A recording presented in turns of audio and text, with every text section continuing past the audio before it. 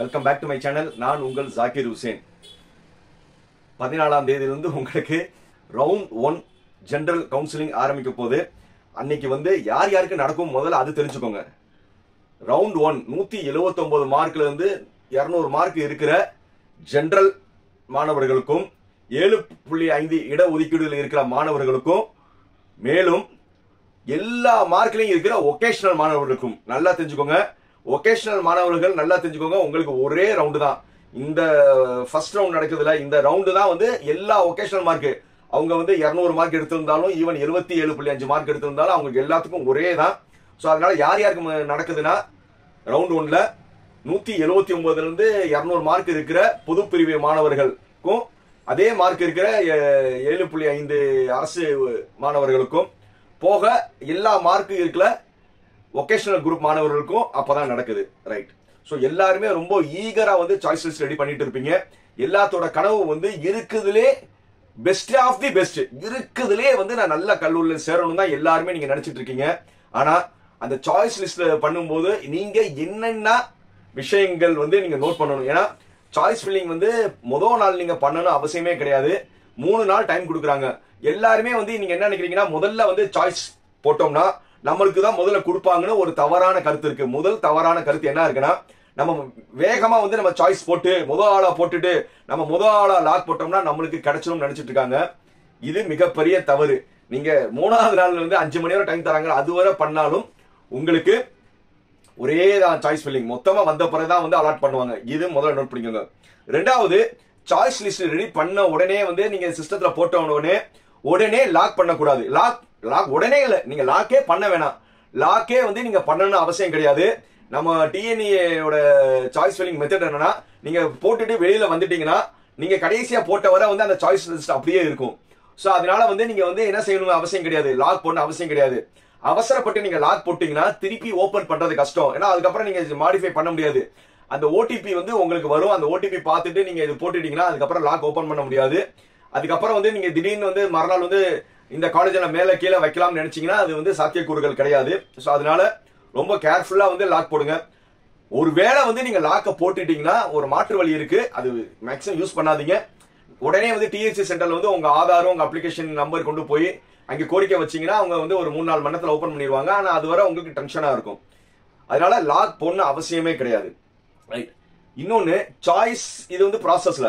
ஆனா சாய்ஸ் எப்படி போடணும்னா, நீங்க போடுறதுக்கு முன்னாடி உங்களுடைய ஃபேமிலி சிச்சுவேஷன் முதல்ல மறுபடியும் சொல்றேன், உங்க குடும்ப சூழ்நிலை பாத்துக்கோங்க. ஏன்னா சென்னையில 2.5 லட்சம் ரூபாய்க்கும் ஃபீஸ் இருக்கு, 50,000க்கும் ஃபீஸ் இருக்கு, அந்த காலேஜோட வெரைட்டிஸ் பொறுத்து.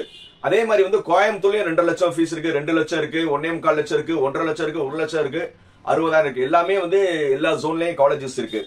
ஓரளவு ஒரு பெரிய காலேஜ்ல நீங்க பண்ணீங்கன்னா முதல்ல நீங்க போன் பண்ணுங்க. ஒவ்வொரு காலேஜ்லயும் போன் பண்ணுங்க. ஒரு சில யூடியூபர்ஸ் ஒவ்வொரு காலேஜோட ஃபீஸ் ஸ்ட்ரக்சர் போட்டிருக்காங்க. பட் அந்த ஃபீஸ்லாம் ஒரு அனுமானத்துல போட்டதுதான், அது 100% கிடையாது. ஒரு சில காலேஜஸ் கரெக்டா இருக்கலாம், மிச்சதெல்லாம் குத்துமதிப்பான ஃபீஸ் தான். நீங்க ஏன்னா எல்லா யூடியூபரும் உங்களுக்கு கைட் பண்ண ரெடியா இருக்காங்க.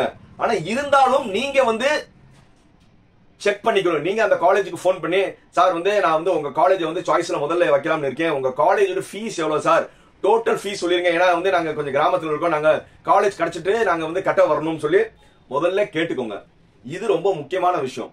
அதுக்கப்புறம் சாய்ஸ் வைக்கும் போது, ஏன்னா உங்களுக்கு தெரியும் இந்த காலேஜ்னா எங்க பேரண்ட்ஸ்னால ஃபீஸ் கட்ட முடியும், இல்ல அட்லீஸ்ட் ஃபர்ஸ்ட் வருஷம் நீங்க கட்டிட்டீங்கன்னா அதுக்கப்புறம் நீங்க லோன் வாங்கிக்கலாம். அந்த லோன் வாங்கலன்னு சிவில் ஸ்கோருக்கு ஏத்த மாதிரி தான் கொடுப்பாங்க. உங்களுக்கு எதுவுமே சிவில் பிரச்சனை இருக்கக்கூடாது. சோ அதனால அந்த மைண்ட் செட் ரொம்ப பண்ணிக்கோங்க. பொதுவா இப்ப சென்னை அண்ட் கோயம்புத்தூர் ஹாஸ்டல்ல போகணும்னு நினைக்கிறவங்க 3 லட்சம் ரூபாய் ஆகும்பா அப்ராக்சிமேட்லி. ஏன்னா 2 லட்சம் ஃபீஸ், 1 லட்சம் ரூபாய் ஹாஸ்டல். மேபி கொஞ்சம் கம்மியானாலும் 2.5 லட்சம் ரூபாய் மினிமம் ஆகும். சென்னை கோயம்புத்தூருக்கு நீங்க ஒரு பெரிய கல்லூரி எடுத்தோம்னா மினிமம் 2.5 லட்சம் ரூபாய் ஆகும். அதே மாதிரி நிறைய காலேஜஸ் ஆஃபர் கொடுக்குறாங்க. சார் நிறைய பேர் போன் பண்ணி, சார் இந்த காலேஜஸ் ஆஃபர் கொடுக்குறாங்க, அதை நான் ஏத்துக்கலாம்னா, இது உங்களுடைய பொருளாதார சூழ்நிலை பொறுத்து தான். அதாவது ரொம்ப பெரிய காலேஜஸ் ஆஃபர் கொடுத்தாங்கன்னா அவங்க செக் வைப்பாங்க. ஏன்னா எங்க காலேஜ் எங்க காலேஜ் தான் முதல்ல வைக்கணும், நீங்க முதல்ல ஒரு 25,000 கட்டணும், இல்ல 5,000 கட்டணும். இந்த மாதிரி ஒவ்வொருத்தவங்க காலேஜ் ஒவ்வொரு ஸ்டைல் வைப்பாங்க. நீங்க காலேஜ் சேர்ந்த பிறகு அடுத்த வருஷத்துல நீங்க 9 CGPA மெயின்டைன் பண்ணணும்னு ஏதாவது ஒரு இக்கட்டா வைப்பாங்க. அது எல்லாமே நீங்க தெரிஞ்சுக்கிட்டு ஆஃபர் வாங்க. சோ என்னுடைய சஜஷன் ஆஃபர் கொடுக்குற காலேஜை வந்து நீங்க 195 மேல இருக்கிறவங்க தயவு செய்து ஏத்துக்கிறாதீங்க. ஏன்னா 195க்கு வந்து உங்களுக்கு வந்து நல்ல நல்ல college, Anna university, MIT, PAG, CIT, Coimbatore and PSG and Thiagaraja, even government பெரிய பெரிய காலேஜஸ் எல்லாம் உங்களுக்கு ரொம்ப ஃபீஸ் கம்மி தான், நீங்க அதிலேயே மேனேஜ் பண்ணிக்கலாம். ஸோ அதனால வந்து 195க்கு மேல இருக்கிறவங்க தயவு செய்து ஆஃபர் வாங்காதீங்க. இது என்னுடைய பர்சனல் கருத்து. ஆனா யார் வாங்கலாம்னா தைரியமா 180ல இருந்து 190 வரை இருக்கிறவங்க, ஏன்னா நீங்க நினைக்கிற டாப் காலேஜ் உங்களுக்கு கிடைக்காது. இந்த காலேஜ் நான் ஏற்கனவே சொன்ன காலேஜஸ் எல்லாம் உங்களுக்கு கிடைக்கிறதுக்கான சாத்தியக்கூறுகள் கொஞ்சம் கம்மி. நான் வந்து பொதுவா சொல்றேன், ஒரு சில கம்யூனிட்டில கிடைக்கும். நான் பொதுவா வந்து நான் ஏற்கனவே சொன்ன காலேஜஸ் எல்லாம் சாத்தியக்கூறுகள் கம்மி. அப்ப வந்து அடுத்த லெவல் காலேஜஸ் வந்து ஆஃபர் கொடுக்குறாங்களே, நிறைய காலேஜஸ் வந்து 190க்கு மேல full fees free, hostel free, 185க்கு மேல ஹாஸ்டல் ஃப்ரீ, டியூஷன் ஃபீஸ் பாதி, அப்புறம் ஒவ்வொரு காலேஜுமே ஒவ்வொரு ஸ்ட்ராட்டஜி கொடுப்பாங்களே, அல்லுங்க கொடுக்குறாங்கல்ல வாங்குங்க. ஏன்னா அவங்க ஏற்கனவே வந்து ப்ராம்ப்டா வந்து கட் ஆஃப் வச்சு சொல்லிட்டாங்க, அந்த காலேஜ் நீங்க எடுத்துட்டு போனீங்க அவங்க கொடுத்துதான் ஆகணும். அதனால வந்து 180ல இருந்து 190ல இருக்கிறவங்க அந்த காலேஜ் ஆஃபர் கொடுத்தவங்கள தூக்குங்க. இனிமே அது 100-200 பேர் சேர்ந்து அவங்க என்னைக்குமே அந்த ஆஃபர் கொடுக்க கூடாத லெவல்ல வந்து எடுங்க. யாருன்னா 180 இருக்காங்க ஆஃபர் வாங்குறது தப்பு கிடையாது. ஆனா ஆஃபருக்கு நீங்க அக்செப்ட் பண்ணீங்கன்னா அவங்களுக்கு நீங்க அடிமை இல்ல, நீங்க ஆஃபர் வாங்கலன்னா அவங்க உங்களுக்கு அடிமை. அவங்களை போன் பண்ணிட்டே இருப்பாங்க காலேஜ் வாங்கினேன். சோ அதனால எப்பவுமே வந்து உங்களுடைய வாழ்க்கை நீங்க தான் முடிவு பண்ணணும், உங்களுடைய ஃபேமிலி சிச்சுவேஷனுக்கு ஏற்ற மாதிரி, ரைட்? அதே மாதிரி பெரிய காலேஜ்ல வந்து நீங்க எடுக்கணும்னு நினைச்சீங்கன்னா கொஞ்சம் குரூப்பை காம்ப்ரமைஸ் பண்ணுங்க. குரூப்பை காம்ப்ரமைஸ் பண்ணுங்கன்னா இப்போ வந்து ஒரு அண்ணா யூனிவர்சிட்டி, MITயோ அண்ட் தியாகராஜா அண்ட் PHG எல்லாம் நினைச்சீங்கன்னா நீங்க கம்ப்யூட்டர் சயின்ஸே நினைச்சா இருக்கு. ஏன்னா அங்க வந்து computer science, IT, maybe AIML தான் இருக்கும். ஏன்னா AIDS நீங்க நினைக்கிற மாதிரிலாம் அந்த மாதிரி காலேஜஸ்ல இருக்காது. அப்போ வந்து நீங்க குரூப்பை கொஞ்சம் காம்ப்ரமைஸ் பண்ணுங்க. ஏன்னா எல்லாமே வந்து பெரிய காலேஜஸ்ல வந்து நீங்க எந்த குரூப் எடுக்கலாம்னா நீங்க கோர் தாராளம் எடுக்கலாம். EC எடுக்கலாம், EEE எடுக்கலாம், மெக்கானிக்கல் எடுக்கலாம், சிவில் எடுக்கலாம். அண்ட் மெக்கானிக்கலுக்கு ஈக்குவலண்டாவே நிறைய பிரான்ச்சஸ் இருக்கு. நான் நிறைய வீடியோ சொல்லியிருக்கேன். ப்ரொடக்ஷன் இன்ஜினியரிங் மெக்கானிக்கலுக்கு ஈக்குவலண்ட் தான். அதே மாதிரி மேனுஃபேக்சரிங் இன்ஜினியரிங் மெக்கானிக்கல் மாதிரி தான் இருக்கும். அதே மாதிரி இண்டஸ்ட்ரியல் இன்ஜினியரிங் சொல்லியிருக்கும். ஸோ இந்த மாதிரி எல்லாம் வந்து எல்லா பெரிய காலேஜஸ் கவர்மெண்ட் அண்ட் கவர்மெண்ட் இருக்கும். அதை வந்து நீங்க மேக்ஸிமம் யூஸ் பண்ணுங்க. கவர்மெண்ட் எய்டட்கான பொதுவான ஃபீஸ் என்னன்னா 17,300 ரூபாய் தியாகராஜால, PHGல மேபி 22,000 ரூபாய், CITல ஒரு அந்த ரேஞ்ச் தான் இருக்கும். எய்டட் கோர்ஸ் எடுத்தீங்கன்னா உங்களுக்கு வந்து உங்களுக்கு ஃபீஸ் வந்து அதிகபட்சம் 25,000 தான் இருக்கும். முதல் படம் இல்லாதவங்களுக்கு, முதல் பட்டம் இருந்தா இன்னும் 4,000-5,000 குறையும். ஆனா அதே காலேஜ்ல SS போட்டிருப்பாங்க. அந்த SSனா வந்து ஒரு 70,000-80,000 ஃபீஸ் இருக்கும். புரியுதா? சோ அதனால வந்து நீங்க SS இல்லாததுக்கும் கவர்மெண்ட் அண்ட் கவர்மெண்ட் எய்டட் காலேஜுக்கு ஒரு பெரிய வித்தியாசம் கிடையாது. ஆல்மோஸ்ட் வந்து ஒன்னாதான் இருக்கும். அதே மாதிரி வந்து நீங்க ரவுண்ட் 1ல வர்றவங்க வந்து முடிஞ்சவரை வந்து பெரிய பெரிய கவர்மெண்ட் காலேஜ் ப்ரிஃபர் பண்ணுங்க. எக்கனாமிக்கல் வீக்கரா இருக்கிறவங்க. ஏன்னா கவர்மெண்ட் காலேஜ்ல வந்து ஈவன் கோயம்புத்தூர் கவர்மெண்ட் காலேஜா இருக்கட்டும், அழகப்பா இருக்கட்டும், எந்த ஒரு கவர்மெண்ட் காலேஜ் அந்த 11 காலேஜ் நீங்க எடுத்தீங்கன்னா ஃபீஸ் வந்து உங்களுக்கு 10,000 ரூபாய் தான். ஹாஸ்டல் 10,000 ரூபாய் தான். போக வந்து மெஸ் வந்து டிவைடிங் சிஸ்டம் 2,000 ரூபாய் கிட்டக்க இருக்கும். சோ அதனால எல்லா கவர்மெண்ட் காலேஜ்ல 10,000 ரூபாய்க்கு நீங்க சேருங்க. ஹாஸ்டல் 10,000 ரூபாய் கொடுத்துட்டு சாப்பாடு வந்து நீங்க மாசம் 2,000 டிங் சிஸ்டம் வந்து கவர்மெண்ட் காலேஜ் ப்ரிஃபர் பண்ணுங்க. ஏன்னா நீங்க ரொம்ப கம்மியான ஃபீஸ்ல சேர்ந்துட்டு ஒரு செமஸ்டருக்கு வந்து ஒரு 5,000-10,000 வந்து நீங்க வேல்யூ ஆர்டர் கோர்சஸ் படுத்திட்டீங்கன்னா நீங்க நினைக்கிற SSN, நீங்க நினைக்கிற சென்னை இன்ஸ்டிடியூட், நீங்க நினைக்கிற PHG, ஐடெக், நீங்க குமரகுரு, கிருஷ்ணாக்கு ஈக்குவலுக்கு நீங்க குரூம் ஆயிக்கலாம். நீங்க வேல்யூ ஆர்டர் கோர்சஸ் ஒரு 5,000-10,000 படிச்சாவே போதும்.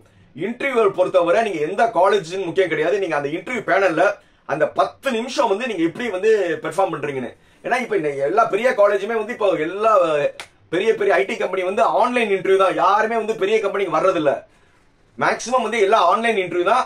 அந்த மத்த 2 லட்சம் காலேஜஸ்லாம் வந்து உங்களுக்கு பிளேஸ்மெண்ட்கான ட்ரைனிங் இருக்கும். கவர்மெண்ட் காலேஜ் அந்த பிளேஸ்மெண்ட்கான ட்ரைனிங் கம்மியா இருக்கும். அது வந்து நீங்களே ஸ்கில்ல வளர்த்துக்கலாம். சோ அதனால பொருளாதாரத்தில் பின்தங்கி இருக்கவங்க தாராளமா கவர்மெண்ட் காலேஜ் எடுங்க. ரைட். அதே மாதிரி வந்து நீங்க சாய்ஸ் அடுக்கும் போது நீங்க அடுக்கிற காலேஜஸ் வந்து இப்போ ஃபார் எக்ஸாம்பிள் வந்து ஒரு 190 ஸ்டூடெண்ட்ஸ்க்கு பேசணும்னு நினைச்சீங்கன்னா 190ல இருந்து 200 வரை இருக்கிற எல்லா காலேஜ்லயும் வந்து இருக்கிற குரூப்பை வந்து ஒரு 100 சாய்ஸ் அது உங்களுக்கு கிடைக்கவே கிடைக்காது நினைச்சிட்டு கண்ணை மூடி போட்டுருங்க. அதுக்கப்புறம் வந்து மேபி அது லக்கில் கிடைக்க வாய்ப்பு இருக்கு. திடீர்னு வந்து ஏன்னா மூவ் அப்போர்ட் போகும்போது உங்களுக்கு அது நிறைய யூஸ் ஆகும். மூவ் அப்போர்ட் சொன்ன ஞாபகம் வருது.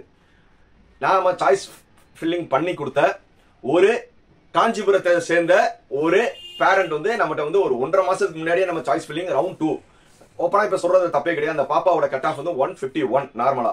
ஸ்போர்ட்ஸ்ல வந்து அவங்க ஸ்போர்ட்ஸ்ல ரேங்க் என்னவா இருந்தாங்கன்னா ஒரு 120-80 அந்த ரேங்க்ல இருந்தாங்க. சோ அவங்க வந்து நம்ம சாய்ஸ் ஃபில்லிங் ஸ்பெஷல் எடிஷன் பண்ணும்போது நான் அந்த ஒரு சில ஷார்ட் கட்ஸ் சொல்லி கொடுத்தேன். எப்படி வந்து நீங்க வந்து சாய்ஸ் ஃபில்லிங் பண்ணணும் நம்மளுக்கு கிடைக்குமா இருக்கும்போது ஒரு ஸ்ட்ராட்டஜி பண்ணி அவங்களுக்கு சாய்ஸ் லிஸ்ட் பண்ணி கொடுக்கும்போது முந்தா நாள் அவங்களுக்கு நேற்று வந்தது டென்டேட்டிவ்ல வந்து எந்த காலேஜ் வந்துச்சுன்னா சென்னை. அவங்க வச்ச சாய்ஸ்ல, எதுக்கு அந்த காலேஜ் பேர் சொல்லிக்கிட்டு, அவங்க வச்ச சாய்ஸ்ல வந்து 67வது சாய்ஸா வந்தது. புரியுதா? அதுக்கப்புறம் வந்து அவங்ககிட்ட வந்து 67, ஆமா, அதுக்கப்புறம் வந்து அவங்க வந்து சார் இந்த காலேஜ் அவங்க காஞ்சிபுரம் தான்.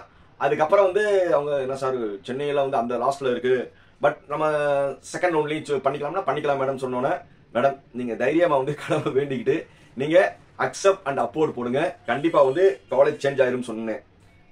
பட் காட் கிரேஸ் அவங்களுக்கு எந்த காலேஜ் தெரியுமா கிடைச்சிச்சு? அவங்க சாய்ஸ் லிஸ்ட்ல வச்ச 27வது 26வது காலேஜ் கிடைச்சிச்சு.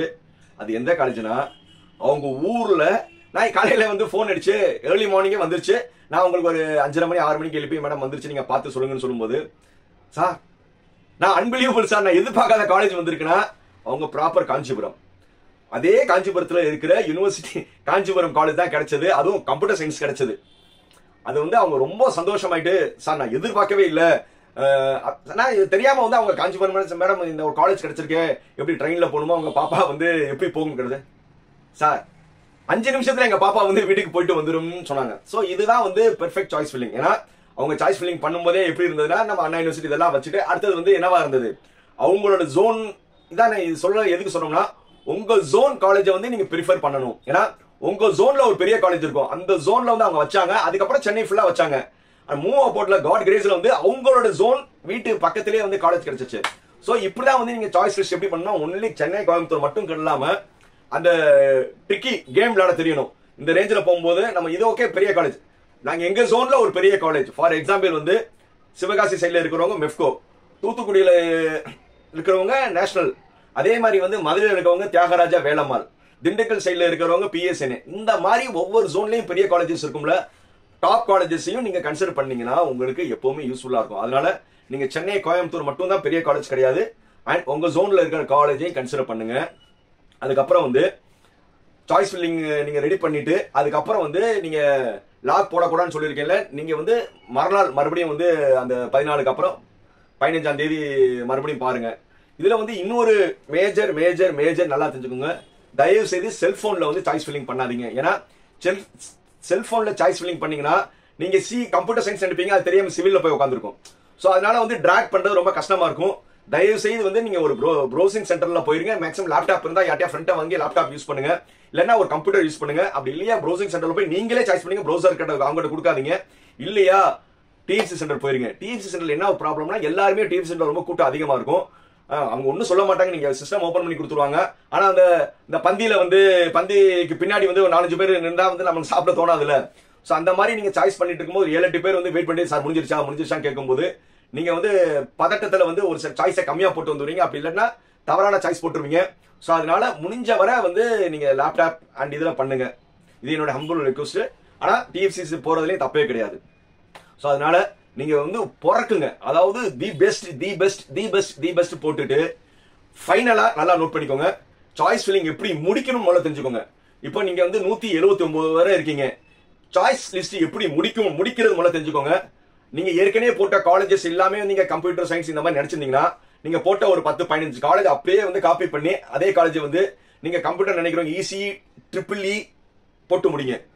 அது அதே மாதிரி வந்து இல்ல பார்டர்ல 179 ரேஞ்சில் இருக்கிறவங்களா வந்து போன வருஷம் 155 வரை ஏதாவது காலேஜஸ் கிடைக்கும்ல, ஒரு 10-12 காலேஜ்ல உங்க பிடிச்ச பிரான்ச் 155 கட் ஆஃப்க்கு முடிஞ்சதெல்லாம் நீங்க போட்டு முடிங்க. ஏன்னா இது பேர் தான் பஃபர்னு சொல்லுவாங்க.